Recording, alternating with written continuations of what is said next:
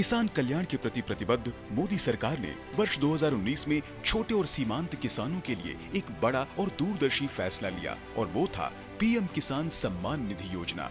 इस योजना में किसानों को सालाना 6,000 रुपए की आर्थिक सहायता सीधे किसानों के बैंक खातों में भेजे जाने लगी। अब तक करीब 11 करोड़ से ज्यादा किसान इस योजना में पंजीकृत हो चुके हैं। 3 लाख करोड़ रुपए से ज्यादा डीबीटी के जरिए किसानों के खातों में ट्रांसफर किए जा चुके हैं। 2025-26 के बजट में अकेले पीएम किसान के लिए लगभग 63,500 करोड़ रुपए का प्रावधान रखा गया। यह दुनिया की सबसे बड़ी डीबीटी यानी डायरेक्ट बेनिफिट ट्रांसफर योजनाओं में से एक है। इस योजना के चलते किसान साहूकारों के कर्ज के बोझ से मुक्त हुआ। किसानों को आंधी, बारिश, तूफान, ओलावृष्टि जैसी प्राकृतिक आपदाओं से होने वाले नुकसान से राहत देने के लिए 13 जनवरी 2016 को प्रधानमंत्री फसल बीमा योजना को मोदी सरकार ने शुरू किया। इसका उद्देश्य प्राकृतिक आपदा, बाढ़, सूखा, ओलावृष्टि और फसल नुकसान की स्थिति में किसानों को आर्थिक सुरक्षा देना था। अभी तक करीब 11 करोड़ से अधिक किसानों को 1.93 लाख करोड़ का क्लेम भुगतान किया जा चुका है। हमारा कृषि क्षेत्र 14-15 के बाद 4.45% हर वर्ष उसकी ग्रोथ आई है, जो कि एक ऐतिहासिक ग्रोथ है, अनप्रेसिडेंटेड है। उससे पहले 14-15 से पहले कभी भी किसी 10 वर्ष में इतनी ज़्यादा ग्रोथ रेट एग्रीकल्चर सेक्टर में नहीं दर्ज की गई। वर्ष 2015-16 में हर खेत को पानी और पर ड्रॉप मोर क्रॉप के लक्ष्य के साथ प्रधानमंत्री कृषि सिंचाई योजना शुरू की थी। इसका उद्देश्य किसानों तक सिंचाई पहुंचाना, पानी की बचत करना और आधुनिक माइक्रो इरिगेशन तकनीक को बढ़ावा देना था। इस योजना के तहत ड्रिप और स्प्रिंकलर जैसी माइक्रो इरिगेशन तकनीकों को बढ़ावा मिल रहा है। सूखा प्रभावित क्षेत्रों में सिंचाई परियोजना को प्राथमिकता दी गई। मोदी सरकार ने वर्ष 2015 में देश भर में 100% नीम कोटेड यूरिया लागू किया।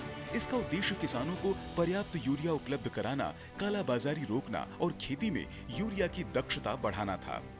सरकार के अनुसार नीम कोटेड यूरिया से यूरिया की गैर कृषि क्षेत्रों में होने वाली ब्लैक मार्केटिंग और होर्डिंग पर बड़ी रोक लगी। इससे किसानों को समय पर यूरिया मिलने लगा और मिट्टी की गुणवत्ता में भी सुधार हुआ। नीम कोटेड यूरिया के उपयोग से धान, गन्ना, मक्का और सोयाबीन की पैदावार में लगभग 17% तक वृद्धि दर्ज की गई।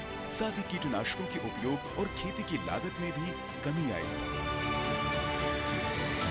दूसरी ओर प्राकृतिक खेती को बढ़ावा देने के लिए केंद्र सरकार ने national mission on natural farming की शुरुआत वर्ष 2022-23 में पायलट और मिशन मोड में की, जिसे बाद में विस्तार दिया गया। इस मिशन के तहत रसायन मुक्त खेती को बढ़ावा देने के लिए किसानों को प्रशिक्षण, मॉडल फार्म और वित्तीय सहायता दी जा रही है। सरकार ने इस मिशन के लिए करीब 2500 करोड़ रुपए से अधिक का बजट निर्धारित किया है, ताकि प्राकृतिक खेती को देश भर में बढ़ाया जा सके। देश के कई राज्यों में इसके बेहतर परिणाम सामने आ रहे हैं। बड़े बदलावों के लिए मोदी सरकार ने कृषि में डिजिटल मॉडल पर बड़ा जोर दिया।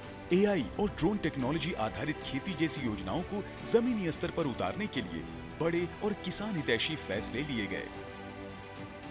किसान क्रेडिट कार्ड की शुरुआत किसानों को आसान और सस्ता कृषि ऋण देने के लिए की गई थी। इस योजना के तहत किसानों को बीज, खाद, सिंचाई और खेती की अन्य जरूरतों के लिए बैंक से क्रेडिट सुविधा मिलती है। इसमें सामान्य ब्याज दर लगभग 7% है, जबकि सरकार की 2% ब्याज सब्सिडी और 3% समय पर भुगतान प्रोत्साहन के बाद प्रभावी ब्याज दर करीब 4% रह जाती है। ये सुविधा जमीन मालिक किसानों के साथ साथ बटाईदार, किराएदार किसान, डेयरी, मछली पालन और अन्य कृषि से जुड़े किसानों को भी मिलती है।